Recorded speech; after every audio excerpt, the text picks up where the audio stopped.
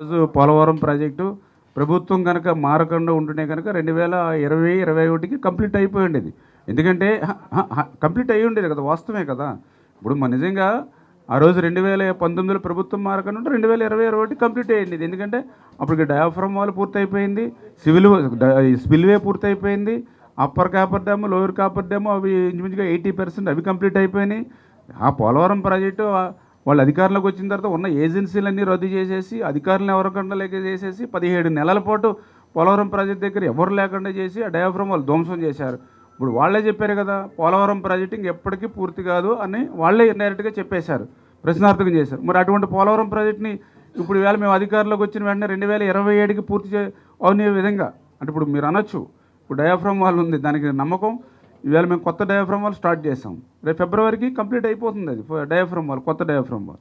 అంటే లక్ష్యంగా అనుగుణంగా పనులు జరుగుతూ ఉన్నాయి కాబట్టి మేము కూడా టార్గెట్ పెట్టుకున్నాం. ఆ టార్గెట్ని రీచ్ అయ్యే విధంగా పనులు జరుగుతూ ఉన్నాయి.